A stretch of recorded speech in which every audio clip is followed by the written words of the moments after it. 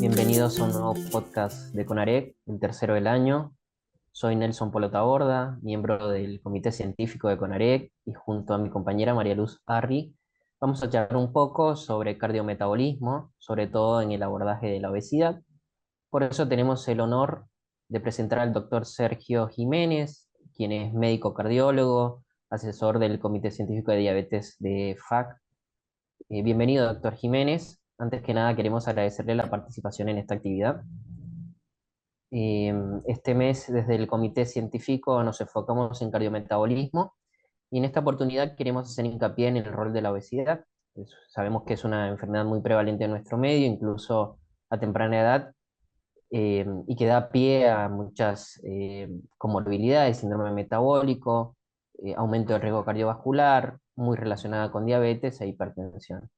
Y para comenzar, queríamos preguntarle, doctor, ¿qué nos podría decir con relación a su pensamiento? ¿Por qué es importante que los pacientes con alto riesgo cardiovascular tengan un buen control de su peso? Bien, bueno, primero que nada, buenas noches Nelson, buenas noches Luz, buenas noches a todos los residentes que en algún momento van a estar viéndonos al otro lado. Excelente la pregunta, creo que como se dice, para romper el hielo, creo que es una pregunta básica. Eh, Muchas veces, desde hace mucho tiempo, uno no linkeaba la obesidad con una enfermedad cardiovascular como tal, sino que uno lo veía como un coadyuvante o como una comorbida de otras enfermedades y que promovía más la hipertensión, más la diabetes, eh, entre otras, ¿no? Eh, ya eso se dejó de lado, ya la enfermedad o la obesidad hoy día es un tema como factor de riesgo en sí mismo, que va con otras comórbidas, como bien decías recién, y que podemos charlar enseguida un poco más. Es más, tener obesidad aumenta el riesgo en los pacientes de tener dos comorbilidades o más de dos comorbilidades, y eso los pone ya de entrada en un peldaño de riesgos más alto a los pacientes. Creo que sería muy bueno, y discúlpenme si uno por ahí se va un poco el tema, pero dejar dos o tres puntos sentados que no podemos dejar de tener en cuenta. No hay paciente obeso o persona obesa metabólicamente sana. ¿Está? Entonces, Mm, eso ya, como decíamos, los pone en el escalón de riesgo. Después definir si son de alto o de muy alto riesgo, bueno, habrá que ver ahí sí los antecedentes del paciente, qué comorbilidades tiene y básicamente, como vamos a ver durante toda la charla, si se asocia o no en muchos casos a diabetes, que eso le hace explotar el riesgo del paciente. Pero vuelvo a decir, insistir con esto, con que uno se quede con esa idea, primero que nada, y está demostrado estadísticamente y está demostrado con estudios, que no hay paciente con obesidad metabólicamente sano y que ese paciente tiene por lo menos un 50% más de complicarse desde el punto de vista cardiovascular que un paciente no obeso. Ya ese dato nos pone en pacientes por lo menos de riesgo más alto. ¿Está? Y después podemos ir clasificando cuáles son los pacientes de muy alto riesgo. No sé si más o menos enfoqué la respuesta por la pregunta. Sí, por sí, sí, supuesto. totalmente. Entonces, teniendo en cuenta que actualmente los argentinos, uno de cada cuatro se pueden considerar obesos, entonces el riesgo cardiovascular de la población podría ser un problema actualmente, ¿no es cierto? Seguro, coincido totalmente con vos, Luz, en la forma de plantearlo. Y vuelvo a decir, hay una palabra que me gusta usar mucho, que no es propia, que la he escuchado de una colega y la uso siempre. Pensemos en la obesidad ya no como una comorbilidad, sino como una promorbilidad. O sea, es la base sobre la cual se asientan un montón de enfermedades. Entonces no la vamos a errar cuando veamos entrar un paciente obeso, como bien decías, uno de cada cuatro pacientes eh, básicamente que entra al consultorio tiene obesidad, y si sumamos sobrepeso, porque recuerden que la enfermedad no empieza solamente con obesidad, sino con el sobrepeso y la inflamación y todo lo que tiene que ver, estamos pensando que un 60 o un 70%, pero si para no escapar, un 60% de los pacientes que entran a nuestro consultorio o que andan por ahí eh, tienen un factor de riesgo elevado. Y acá quiero hacer un hincapié en algo. Muchas veces cuando uno lee estadísticas, lee estudios, todo eso, nos basamos en índice de masa corporal, que es una relación peso-altura, pero algo más básico, que es medir la cintura de nuestro paciente a la altura del ombligo, de pie, eso ya nos puede poner en riesgo, en alerta sobre si nuestro paciente está en riesgo o no. Si esa cintura abdominal, traduciéndolo en riesgo o en enfermedad, esa grasa visceral tiene, y creo que con los cortes tendríamos que revisarlo, porque estos son cortes extrapolados de poblaciones del norte, europeas, Estados Unidos, más de 102 en el caso del hombre, centímetros, y más de 88 en la mujer, ya estamos no solamente con pacientes obesos en nuestro consultorio, sino con pacientes de riesgo. Ahí tenemos una forma rápida, certera, y de estar poniendo a nuestro paciente, como empezaba la pregunta de Nelson al principio, ¿qué pacientes son de riesgo? ¿Está? Perfecto. Es decir, podemos captar pacientes de riesgo antes de que lleguen a un nivel de obesidad significativo, digamos, ya Por desde el supuesto. sobrepeso. Ya lo midas por índice de masa o lo midas por cintura, es, plegándome lo que decías, a medida que van subiendo en índice, van subiendo en riesgo, ¿no? Recuerden la famosa curva J de mortalidad. Están los de bajo peso, que por algo están ahí, los de muy bajo peso, y que a veces son enfermedades oncológicas, todas estas cosas. El paciente de menos riesgo cardiovascular es el que está en el peso adecuado, y cuando nos vamos de 25, hablando por índice de masa nada más, cuando nos vamos de 25 hacia arriba, empezamos a aumentar, a mayor peso, mayor riesgo de mortalidad en nuestros pacientes. No solamente cardiovascular, sino por todas las causas. ¿Está? Y lo mismo pasa cuando lo empezamos, cuando vemos por percentilos de cintura, ¿no? Entonces, está muy bien eso. A medida que aumenta la obesidad, podemos decir que a grandes rasgos, siempre van a haber excepciones, va aumentando el riesgo casi en forma, siguiendo el índice de masa, ¿no? O la obesidad. Perfecto. Perfecto, doctor Jiménez. Teniendo en cuenta esto, sabiendo que, por supuesto, ya habiendo aclarado un poquito el panorama de que la obesidad conduce a mayor riesgo cardiovascular, mayor mortalidad por todas las causas, como nos lo mencionaba, una de las cosas con la que uno puede atacar la obesidad, si se quiere, es con el tipo de alimentación, ¿no? Eh, y bien mencionan las guías, las dietas mediterráneas, ¿sí? Y, digamos, la sociedad en general, además de adoptar dieta mediterránea, adopta otro tipo de dietas, como la dieta cetogénica, ¿sí? Muchas veces, inclusive, directamente para bajar de peso sin tener en cuenta los factores de riesgo cardiovascular que conlleva, eh, digamos, el ser obeso o el tener sobrepeso. ¿Qué opinión le merece la dieta cetogénica? ¿La recomienda, no la recomienda? ¿Qué opinión Eh, tiene al respecto? Bien. Primero, a veces hay una palabra que a veces tendríamos que sacar un poquito, si bien incluso los pone en la guía, que es la palabra dieta. Porque generalmente la dieta trae consigo implícito, por lo menos en la mente del paciente y también en la nuestra, una temporalidad, un motivo y un sacrificio. Un sacrificio desmedido a veces, porque a veces uno hace dieta para, y lo que hay que promover más que nada son los cambios de hábitos de estilos de vida. Ahora, específicamente sobre lo que me preguntaste, que está excelente porque es muy contemporánea de pregunta, eh, hablando de dieta específicamente, después podemos ver qué se ha visto a lo largo del tiempo con las dietas, pero hablando de dieta específicamente, está más que demostrado que, como me preguntabas, la dieta mediterránea es la que tiene más evidencia, más seguimiento, más o menos 5 años se siguieron los pacientes en Europa con este tipo de dieta, que baja el riesgo cardiovascular en los pacientes. Puntualicemos en qué pacientes hizo. Pacientes diabéticos sin enfermedad cardiovascular o pacientes con 3 factores de riesgo sin ser diabéticos. O sea, pacientes ya en un riesgo por lo menos moderado de enfermedad cardiovascular. En esos pacientes, consumir, entre otras cosas, evitar las comidas hiperprocesadas, pero comer una dieta balanceada, agregándole aceite de oliva o algunos tipos de frutos secos, como pueden ser nueces, avellanas, algunas parecidas, eh, por las características de sus aceites, más en la dieta mediterránea también se agregaba vino, y eso podemos charlar un ratito, soy de Mendoza, así que del tema también uno a veces lo pone para ser disruptivo, no para, porque una cosa es el consumo responsable y ver qué es responsable, y otra cosa es el consumo desmedido de cualquier sustancia, no solamente de vino o de alcohol.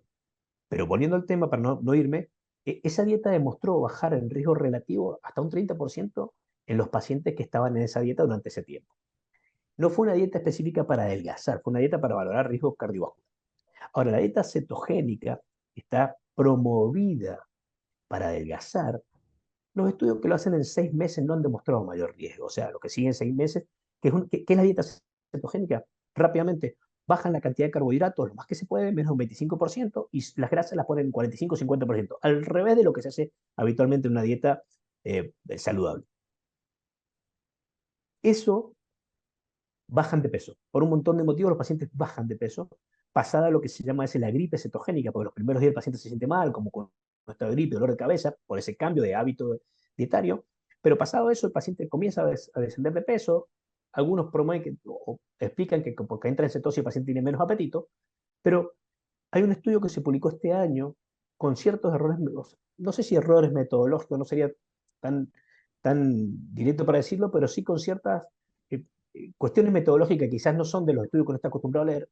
En Inglaterra se hizo con pacientes, donde se comparó pacientes que estaban en dieta cetogénica y la habían mantenido en el tiempo con grupos controles que no eran exactamente iguales, y demostró que en esos pacientes tenían más LDL y más riesgo cardiovascular, casi dicen hasta el doble. Pero les digo, yo no me agarraría de eso, yo iría un paso más atrás, iría, no promovamos como médicos ese tipo de dietas, algunos lo pueden decir mágica, o esos tipos de dietas que hasta cortan camino. Yo creo que lo que hay que promover es cambio de hábito de vida, un buen hábito de vida saludable, mezclar un poco más, comer más frutas y verduras, elegir bien lo que comemos, y ahí vuelvo sobre, déjame pasar un aviso sobre lo que era el vino. En la dieta mediterránea, el vino estaba incluido, incorporado durante la comida, o sea que tenía que ser una comida donde uno se sienta a comer, come tranquilo, uno se toma un vino, un vaso de algo y se va, y dentro de esa comida era la recomendación, según si fuera hombre o mujer más o menos, eh, y siempre teniendo en cuenta esto, que esto es lo que uno siempre promueve acá, por lo menos en esta parte de Mendoza, cuando nos preguntan del vino. Si el paciente no está acostumbrado a tomar alcohol, y eso está demostrado en estas dietas, no hay que promoverlo. Si el paciente está acostumbrado a tomar, lo hace con moderación, y a uno le pregunta un consejo, uno puede dárselo. Y si el paciente no puede controlar el hábito, la cuestión es prohibirlo directamente. Ese era lo que quería decir para no irme del tema sin haberlo comentado. Pero sí, la dieta mediterránea, y otra cosa más. Ustedes en Buenos Aires y nosotros en Mendoza estamos casi en la misma latitud mediterránea que el Mediterráneo. ¿Qué es lo que no tenemos nosotros acá en Mendoza? Nosotros tenemos aceite de oliva, tenemos frutos secos, no tenemos pescado de mar, porque es con el que se hizo el estudio. Ustedes tienen más pescado que nosotros, tal vez tengan menos de vino o de aceite de oliva, pero creo que nosotros en estas latitudes podemos mantener una dieta parecida a esa, sin ser tan estricto, pero bueno, a veces mantener un tipo de alimentación de eso es medio caro, ¿no? Claro, perfecto. No sé si Justamente, me fui mucho del tema, no, perdón. no, no. Estamos en línea. Justamente la pregunta para quienes por ahí disfrutan un poco más de los tipos de carne y eso era qué tipo de carne recomendaba en la dieta mediterránea, que bueno, ya la respondimos con los pescados y demás.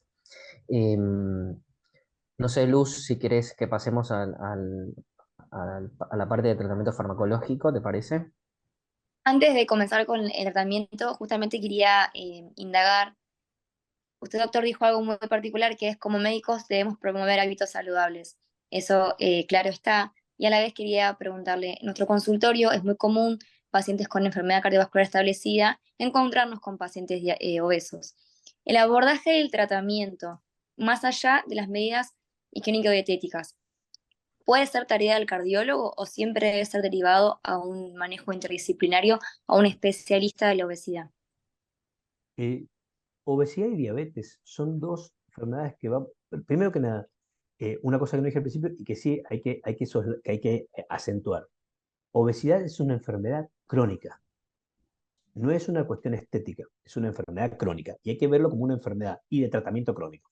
Dicho esto, creo que son enfermedades muy amplias para que la abarque una sola persona, pero son enfermedades multidisciplinarias, donde tendrá que haber, dentro de lo posible, alguien que los oriente mejor sobre el tema de alimentación, porque uno a veces no abarca todo, no abarca parte del conocimiento, eh, otro que lo oriente bien sobre la parte de actividad física, y nosotros ver desde la prevención cardiovascular y desde el tratamiento cuando ya hay enfermedad o cuando hay una posible pérdida de la salud, cómo podemos trabajar en conjunto. Eso sería lo ideal. No siempre es posible, ¿eh? No siempre es posible y cada uno tendrá sus particularidades. Pero lo ideal es eso. Y bueno, y si no, desde el consejo siempre promover hábitos saludables, creo que es algo que tenemos que hacer todos. siempre va a ser quien te diga, bueno, pues tenemos 15 minutos para hacer todo, bueno, pero por lo menos tener algunos tips, ¿me entiendes? Y otra cosa, hay una costumbre que siempre uno le dice con el consultorio del obeso, generalmente tiene uno a retarlo, que es porque no sabe controlar el hábito dietario, porque no sabe hacer ejercicio, el no, y siempre el reto. Y creo que es lo que menos necesita un paciente, porque uno no retaría a un paciente hipertenso, no diría, ah, sos un hipertenso, está, directamente uno lo medique, lo diagnostica, lo medica y le da el mejor consejo. Con obesidad hay que empezar a pensar de esa forma. Eh, si quieren, enseguida podemos charlar un poquito de los tipos de obesidad, de los fenotipos, de lo que uno se ve. Y no todos los pacientes son iguales, no todo hay que ser el mismo abordaje. Hay tantas obesidades casi como pacientes. Y cuando hablemos de tratamiento médico van a ver que no todo resulta para todo. Y bueno, y ahí sí tiene que ver mucho la parte interdisciplinar, incluso con la parte psicológica del paciente. Les digo, eso es lo ideal. A veces uno tiene que hacer lo posible, ¿no? Claro, así es. Sí. Bajo esta premisa de que hay casi que cada tipo de obesidad por cada tipo de paciente, ¿no? Se nos viene a la cabeza una pregunta y es, teniendo en cuenta los análogos de GLP-1, semaglutide, tirzepatide, que han demostrado beneficio en cuanto a tratamiento del paciente obeso, eh, ¿usted cree que este tipo de medicación es aplicable para la mayor parte de la población obesa? ¿Es una medicación que ha venido para quedarse? ¿Tiene sus indicaciones precisas? ¿Preferiría un tipo de paciente que en otro? Bien, excelente la pregunta. Déjame que vaya un paso más atrás. Hoy por hoy, en Argentina, para tratamiento de la obesidad tenemos tres drogas que están aprobadas, que son eh, el viejo Orlistat, que tiene un efecto nada más que intestinal, pero que es el que tiene más años de casi de control, que fueron 4 años de estudios sendos. Eh, Bupropión, naltrexona, está, que hay un laboratorio que lo tiene, y fentermina topiramato, que se usa en otras partes del mundo, acá no lo tenemos aprobado, y liraglutide 3 miligramos. ¿Está? No vamos a dar nombre comerciales, pero son los tres que están aprobados hoy. Próximo a aprobarse probablemente semaglutide, que ya está aprobado en todo el mundo, por eso está muy pertinente tu pregunta, porque hoy día hablamos más de eso que de las que están aprobadas. De las tres que yo le cuento, hay una que tiene beneficio o por lo menos seguridad cardiovascular demostrada, que es liraglutida, a 3 miligramos por día. Esa es de una aplicación diaria. Y recuerden que para que una droga, para ser usada en el tratamiento de la obesidad, sea aprobada, tiene que demostrar que durante un año mantiene el descenso de peso entre un 5 y un 10%, más o menos eso para que nos acordemos. Esas tres tipos de drogas que yo les mencioné están en ese rango. Ahora bien, vamos a lo que me preguntabas, que es lo que todos quieren saber. Agonista del receptor de GLP-1 específico de los dos que me preguntaste es la semaglutida. Es una droga que está en Argentina, pero que está en dosis de tratamiento de la diabetes, porque llega hasta 1 miligramo semanal. ¿Está? Es de una colocación semanal. Ya está en el mundo, Saxenda 2.4, aprobado por FDA, aprobado por la EMA, está puesto en las guías, que si quieren seguir podemos charlar un ratito, de las últimas, el último consenso de los americanos y de los europeos de diabetes, incluyeron, y como bien decías, sema y tirzepatide por su potencia para descender de peso. Y ahí sigo. Semaglutide es un análogo del receptor de GLP-1 con una modificación, que tiene un 95 más o menos por ciento, uno más, uno menos porcentaje de ser similar al GLP-1 nativo nuestro, pero que con una modificación dura una semana.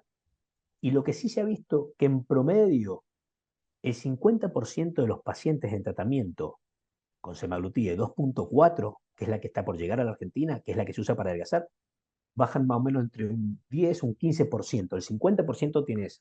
Y tirzepatide, que es un agonista del receptor de GLP-1 y también del GIP, ¿está? O sea, que sería dual. eh, el 50% de los pacientes baja en promedio un 20 con las dosis máximas, entre un 20 y un 21% del peso. Y hay un 25%, no le quiero escapar con el número de pacientes, entre un 20 y 25 que bajan más de un 30% de peso prácticamente. Ya estamos llegando a la cifra de que uno a veces espera en pacientes con cirugía bariátrica. ¿Está? ¿Cuál es la cuestión? Estas drogas han demostrado un gran gran eficacia en descenso de peso. Esperamos que vengan ahora los estudios que se están haciendo de seguridad cardiovascular en pacientes obesos. ¿Está? Semaglutide sí tiene estudios de seguridad cardiovascular porque se hizo en pacientes, por lo menos la de 1 miligramo se hizo en pacientes diabéticos, donde para poder ser aprobada tenía que demostrar disminuir el MACE, y en esos pacientes no solamente bajaron de peso, sino que bajaron. Y ahí estoy mezclándote un poco, por eso le decía que vamos a tener que hablar, porque la diabetes viene como la sombra pegada al cuerpo, la obesidad. De la mano. En esos pacientes bajó el riesgo, ya sea en SEMA específicamente, bajó el MACE y sobre todo lo bajó a expensa de bajar el accidente cerebrovascular. ¿Está? No fatal. Pero bueno, son drogas muy interesantes. Ya casi se terminó el estudio CELE, que es en pacientes obesos, seguridad cardiovascular, en pacientes con obesidad, no diabéticos, y el que se está viniendo de tirsepatía va a demorar unos años más. Yo calculo que el año que viene vamos a tener evidencia cierta sobre SEMA y vamos a tener en 4 años, 3 años sobre tirsepatía. Vuelvo a decir, ya está demostrada la eficacia y está puesto en las guías para bajar de peso. Ahora hay que ver si además de eso bajan el riesgo cardiovascular. Si me preguntas, desgraciadamente esto va a quedar grabado y alguien algún día me va a llamar para decir que me equivoqué, pero si me preguntas, yo creo que les va a dar seguridad cardiovascular. Porque cuando uno baja de peso y sobre todo baja grasa visceral, y tenés que tener buenos resultados. Tenés que tener buenos resultados. Eso es lo que sea. Y hay también otros estudios, están saliendo muchos. Uno de SEMA con un símil amilina que están haciendo también para ver si bajan más que semaglutide solo. O sea, hay muchos estudios con GLP-1 y agregados de otras drogas para ver si se baja de peso, y creo que van a estar peleándole, no sé si peleándole, pero van a estar siendo ahí arrimándose a lo que hace la cirugía bariátrica, y después viene lo otro. ¿Se acuerdan que hablamos de enfermedad crónica? Eh, Ah, Va a ser parte del tratamiento, incluso de los bariátricos. Hay trabajos en bariátricos con semaglutide para aquellos que reganaron de peso, volverlos a tener más o menos dentro de peso. Pero disculpame, no sé si me estoy yendo con lo que me preguntaste, pero creo que por ahí uno pudo hacer un pantallazo de lo que es GLP-1 y todas esas cosas. No, está Recuérdense, excelente. recuerden que lo que hace es, que los GLP-1 es, entre muchas otras cosas, a nivel de apetito y a nivel de obesidad, aumenta la saciedad, está a nivel cerebral, siendo muy sucinto, y aumenta la plenitud gástrica, el test del vaciamiento, entonces el paciente se siente repleto y no tiene tanto apetito. Estoy haciendo un súper resumen, después tiene efecto a nivel pancreático, a nivel cardiovascular, eh, está, pero bueno, a nivel de hígado graso. Pero bueno, son drogas muy interesantes que yo creo que, así como la obesidad llegó para quedarse, desgraciadamente vivimos en un mundo que tiene todo para que seamos gordos. Nos movemos menos, comemos más y lo que comemos es hipercalórico, con un cerebro que tiene tres escalones, si ustedes me permiten. Un cerebro más básico, que es el que nos dice tengo hambre.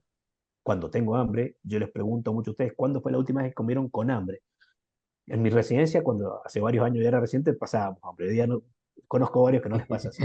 Pero aunque sea eso, recuerden eso. ¿Cuántas veces comemos porque nos gusta lo que está ahí?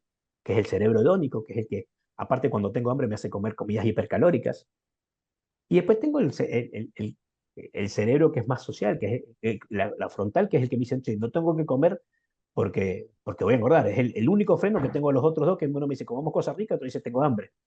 Entonces, en toda esa interrelación, ahí empiezan el tratamiento crónico con GLP-1, con altrexona bupropión, todas estas cosas, tratando de más la parte conductual, más la parte que ahora nos tenemos que meter los cardiólogos. Así que me acordé del origen de la pregunta. Si los cardiólogos tenemos que involucrarnos con obesidad, sí. ¿Cómo nos tenemos que involucrar con diabetes? Porque esos pacientes se determinan. Está bien, la obesidad tiene un efecto directo, estadísticamente está demostrado, con más de 50 enfermedades. O sea, ser obeso te promueve cáncer, te promueve osteoartritis, enfermedad cardiovascular, diabetes, hipertensión. Pero más allá de eso, tenemos que involucrarnos porque sería bueno que quisiéramos un estudio. ¿Cuántos pacientes en nuestro consultorio entran con sobrepeso y obesidad? Yo le digo que el 80-90% de los pacientes que hoy día van a la consulta nuestra tienen una u otra. O sea, desentenderte de eso es no hacerte cargo de la enfermedad cardiovascular.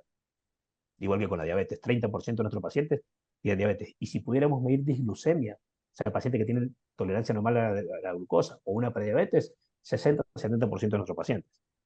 O sea, ahí tienen un motivo para que los cardiólogos nos hagamos cargo de eso. Y si después sumamos enfermedad renal, no nos van a querer ningún otro especialista, porque vamos a tener que hacernos cargo de muchos pacientes. Totalmente. Y yendo un poquito más allá, en los pacientes diabéticos, en los que tienen indicación de glucemiantes orales, ¿en qué tratamiento usted combinaría junto con la obesidad? ¿Qué tratamiento vendría mejor para este perfil de pacientes? Aparte que es una excelente pregunta, es un tema que me encanta abordar, porque no existe paciente diabético de riesgo bajo. Esa es una cosa que tenemos que meter en los cardiólogos. Cuando entra un paciente en nuestro consultorio, es de riesgo moderado para arriba. Y si ustedes me quieren que sea un poco más asertivo, es de riesgo alto a muy alto. ¿Por qué? Porque la mayoría, para ser de riesgo moderado hay que llevar pocos años de evolución de la diabetes, no ser obeso, no ser hipertenso, no fumar, no tener dislipemia.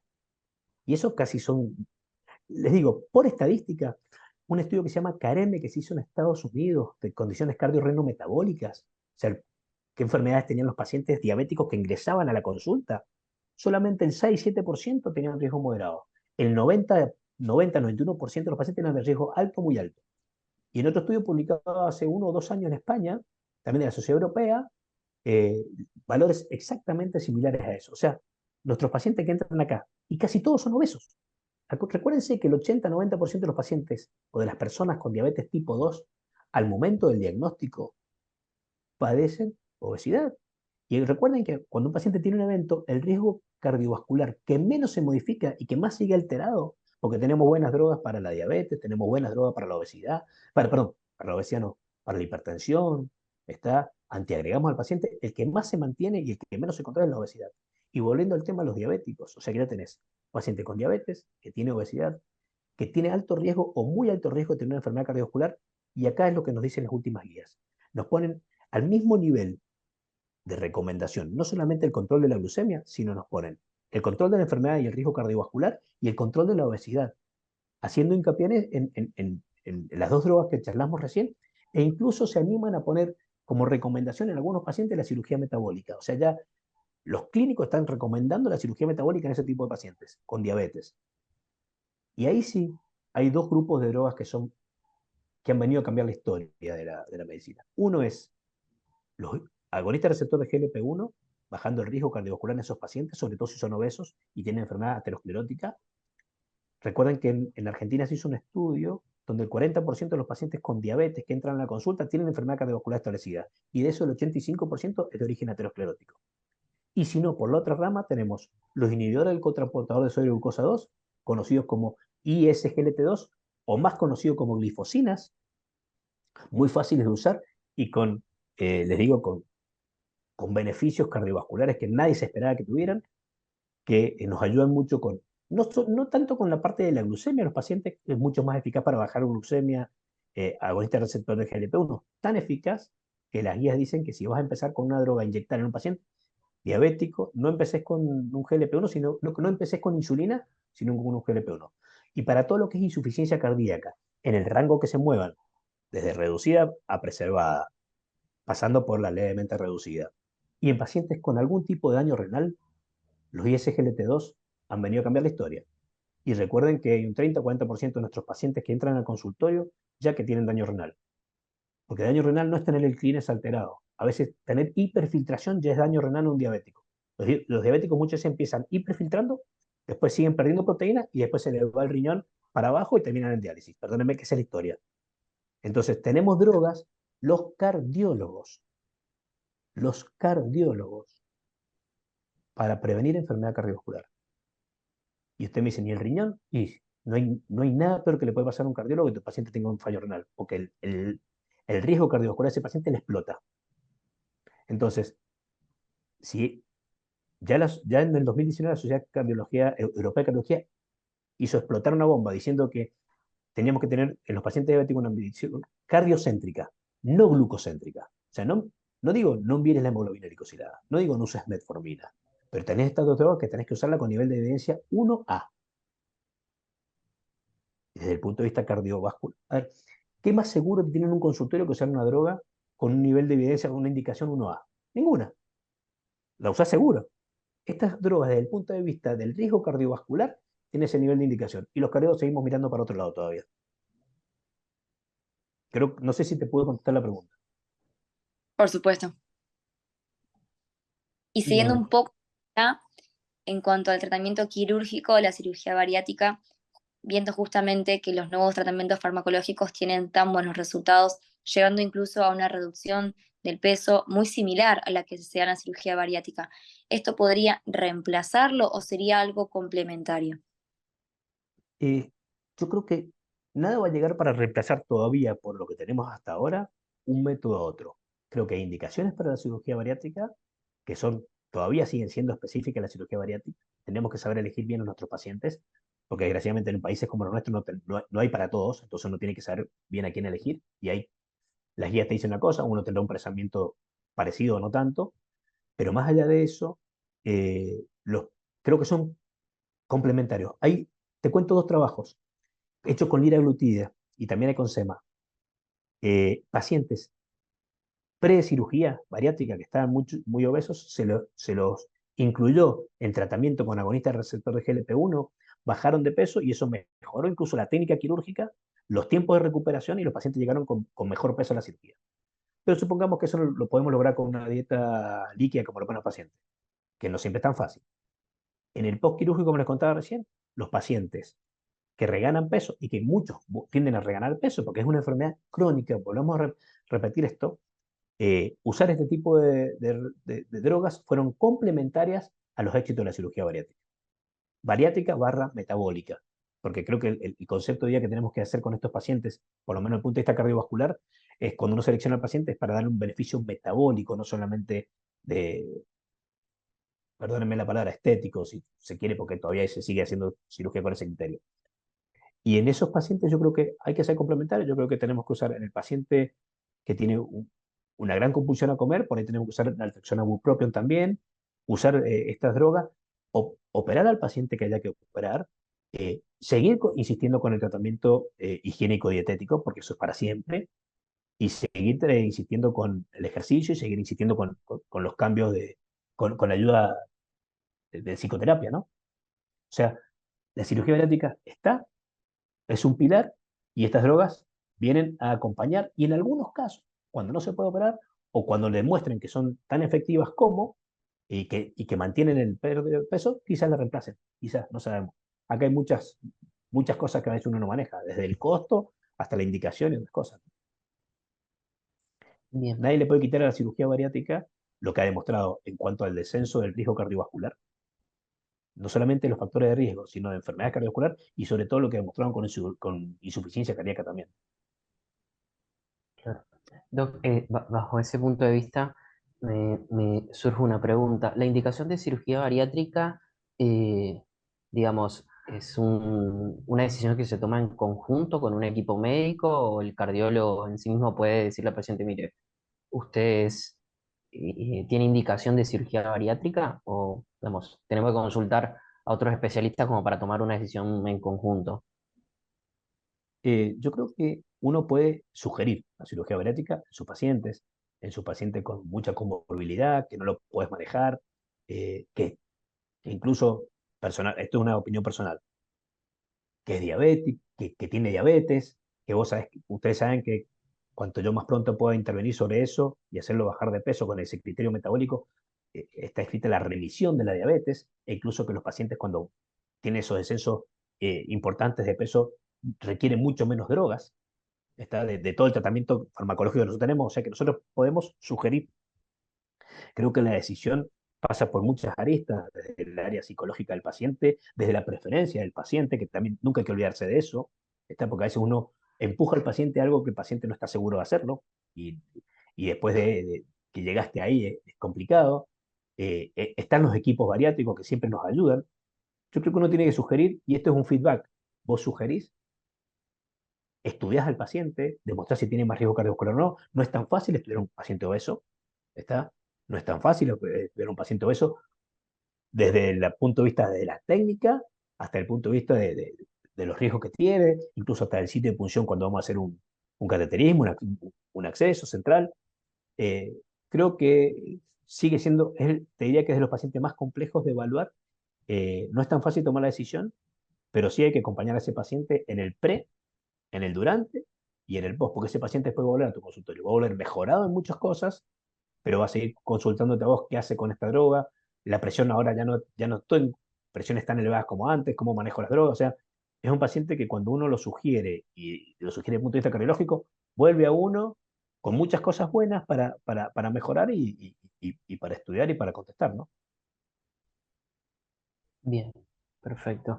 Muchas, hay mucho para conversar, para hablar, para discutir y me parece que han quedado varios conceptos eh, muy claros. Em, ¿Dónde cree Doc, que están las claves para cambiar la tendencia actual frente a la ganancia de peso en general, ¿no? En la sociedad, en la sociedad argentina y a nivel mundial? ¿Existen algunos puntos, algunos tips que uno tenga que tocar como para darle una vuelta, un giro a este tipo de situación? ¿O quizás se vuelve medio difuso eso? ¿Usted qué opina? Sí. A ver, yo creo que es una batalla difícil de dar, ¿está?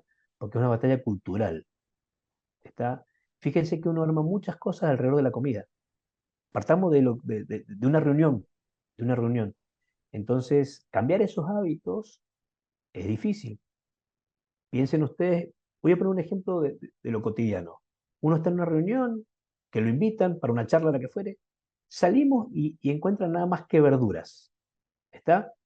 Muy pocos se van a arrimar a comerse algo que tenga mucho hambre. Ahora, si uno sale sin hambre y la comida que está ahí tiene alta palatabilidad, te gusta, es algo que te gusta, vas a ir a comer incluso sin hambre. Partamos de esas cosas. Yo creo que la batalla hoy día, si bien es una batalla más cultural y social y que tiene que ir de abajo hacia arriba, o sea, desde cambios desde los organismos de salud, desde los gobiernos y toda esta cosa, creo que la batalla hay que darla con la niñez.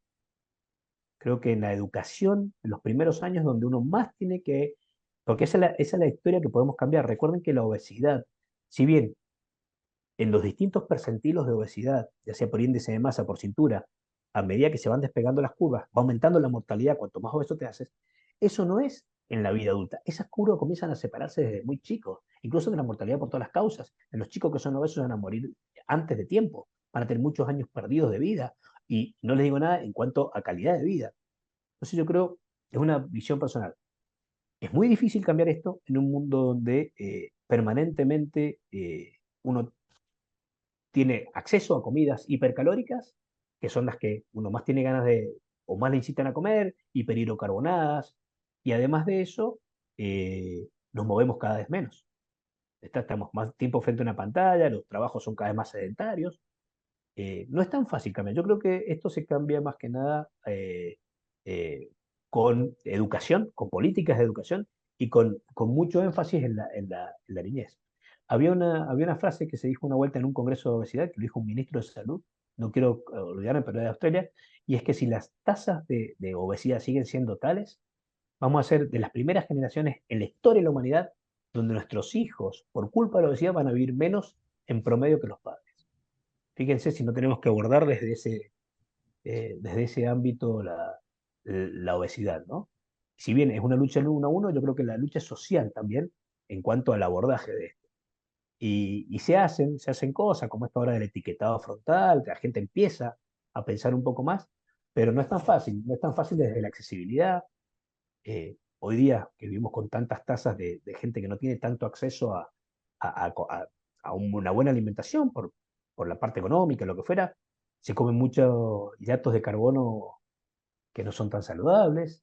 Eh, Nuestro tipo de obesidad acá en esta parte del mundo es de la persona que tiene poco músculo y bastante grasa visceral, o sea, poniéndolo gráficamente, come flaco de brazos, flaco de piernas y con panza, y ese es el metabólicamente quizás el que peor le va, ¿no? Sí, además es una lucha muy difícil de abordar por un montón de cuestiones. Yo creo que lo del etiquetado frontal ha hecho que las personas tengan más conciencia de sus consumos, pero muchas veces mucha desinformación también, en donde no pueden, muchas veces no se elige con conciencia plena y con conocimiento pleno.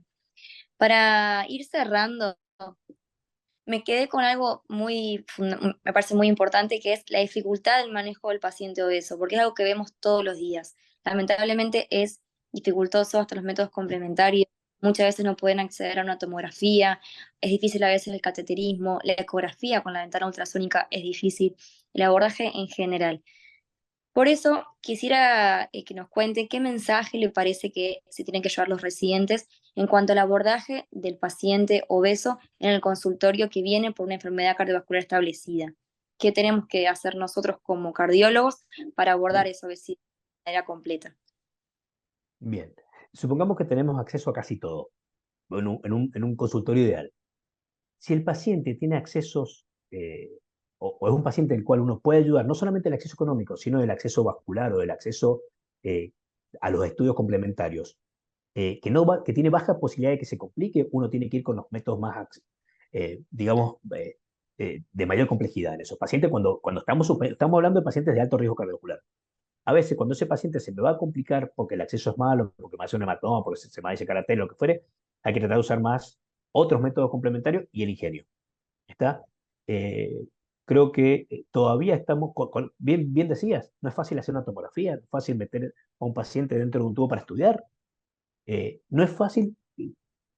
Pregúntenle a los hemodinamistas cómo les va cuando viene un hiperobeso, no un obeso de un índice de masa corporal de 35, uno de 50, 60, que lo tienen que acostar en esa sala. Primero, si las imágenes son las que ellos quieren, y segundo, cómo le va con la mesa a veces, ¿no?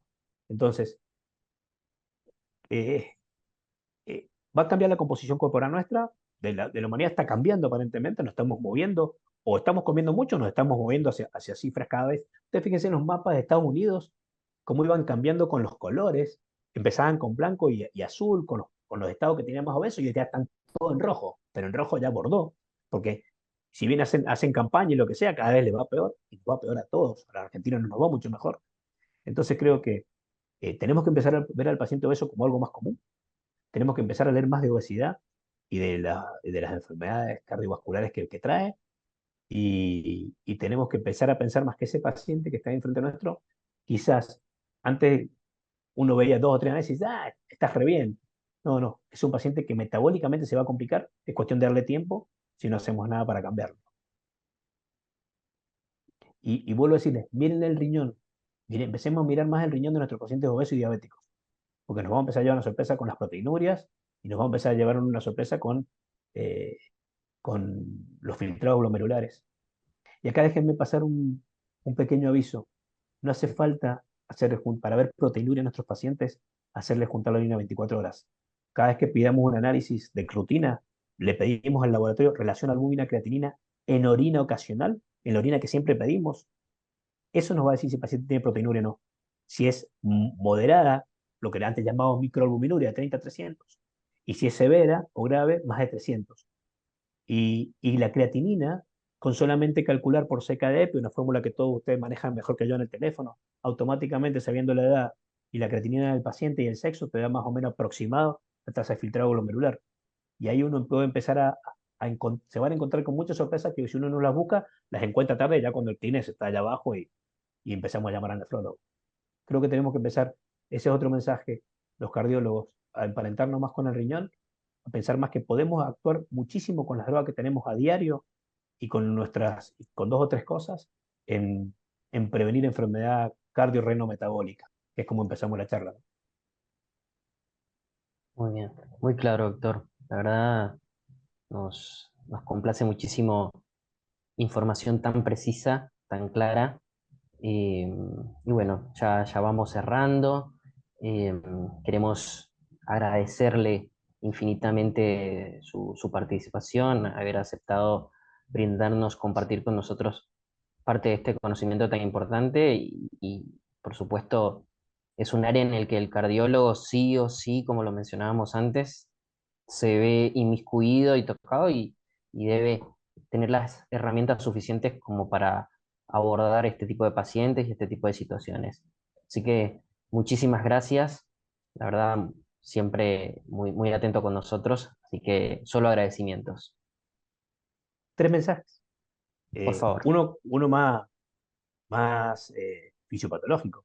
Recuerden que este paciente, que le controlemos la presión, le controlemos los lípidos, lo antiagreguemos, siempre este paciente tiene más riesgo de tener un riesgo residual, o sea, siempre se nos puede complicar. Y eso tiene que ver con inflamación y algún día podremos charlar. Ese es uno. Segundo, mucho más básico, medamos la cintura al paciente.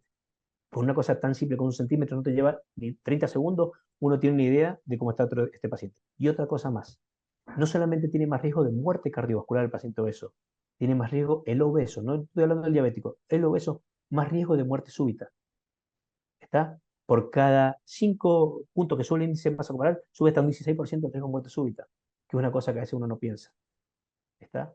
Olvidémonos las de arritmia, eso, muerte súbita, cosa con lo que ningún cardiólogo se quiere chocar nunca con ningún paciente de ellos. Así que les dejo esos mensajes para que pensemos. Perfecto. 3 mensajes de oro.